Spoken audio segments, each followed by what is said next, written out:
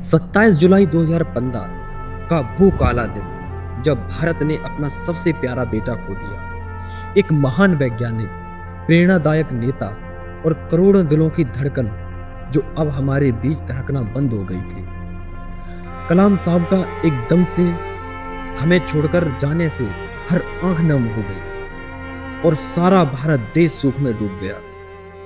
जी हाँ, हम बात कर रहे हैं उस दिन की जब महान एपीजे अब्दुल कलाम को दिल का दौरा पड़ा और उन्होंने हमेशा के लिए हमारा साथ छोड़ दिया। आखिर क्यों? क्या उन्हें पहले से एहसास था कि आज उनका आखिरी दिन हो सकता है? क्या उन्हें अपनी मृत्यु का एहसास पहले से ही हो गया था? क्या कुछ ऐसा था जो वो अंतिम समय में बोलना चाहते थे लेकिन बोल नहीं सके? क्या उनका सपना पूरा होने से पहले ही अधूरा रह गया?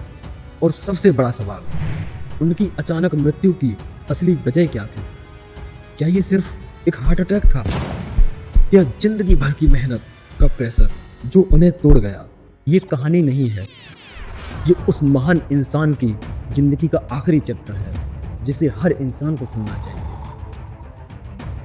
हम इस वीडियो में एक एक करके इन सभी सवालों पर डिटेल में चर्चा करेंगे। क्या उन्हें पहले से एहसास था कि आज उनका आखिरी दिन हो सकता है? शायद कहीं ना कहीं उन्हें ही एहसास था। डॉक्टर कलाम उस दिन जल्दी उठे, अपने सारे काम पूरे किए और शिलोंग के लिए निकल पड़े। उन्होंने फ्लैट में भी अपने साथ एक किताब रखी, creating a livable planet earth, जिसे वो यूं ही नहीं पढ़ रहे थे। वो एनवायरनमेंट, यूथ और फ्यूचर के बारे में सोचते ही निकले थे। क्या ये सिर्फ इत्तेफाक था या फिर उनका अंतर्मन जो उन्हें कुछ संकेत दे रहा था? वो शख्स जो हमेशा समय से पहले चलता था, उस दिन भी शायद आखिरी यात्रा के लिए तैयार ही था। क्या उन्हें अपनी मृत्यु का एहसास पहले ही हो गया था? कई लोग कहते हैं कि जो महान आत्माएं होती हैं उन्हें अपने अंत का आभास हो जाता है। कलाम साहब ने उस दिन फ्लैट में कहा था, I want to meet the student even if I am tired. थकान के बावजूद वो अपने मिशन पर निकले। उनकी आंखों में स्पार्क था लेकिन शरीर थका हुआ था। स्टेज पर जाने से पहले उन्होंने ऑर्गेनाइजिंग टीम से कहा भी था, ensure everything is ready, students must not be kept waiting. जैसे उन्हें पता था कि वक्त कम है, हर पल की कीमत समझते थे वो। क्या कुछ ऐसा था जो वो अंतिम समय में बोलना चाहते थे लेकिन बोल ना सके? हाँ, शायद डॉक्टर कलाम ने अपनी स्पीच शुरू करी ही थी कि अचानक उनके पैर लड़खड़ाए और वो रुक गए। उन्होंने सिर्फ 2 शब्द बोले, फन गाय, और उसके बाद वो गिर पड़े। ये सिर्फ किसी स्पेसिफिक व्यक्ति के लिए नहीं थे, शायद एक जोक से जुड़े थे या फिर उनकी यादों में किसी स्टूडेंट की बातें घूम रही थी। लेकिन सच तो यही है, उनका आखिरी संदेश अधूरा रह गया। वो कुछ और कहना चाहते थे, कुछ और समझाना चाहते थे, शायद भविष्य के लिए एक आखिरी चेतावनी या कोई उम्मीद। क्या उनका सपना पूरा होने से पहले ही अधूरा रह गया? कुछ सपने वो छोड़ गए हमारे लिए।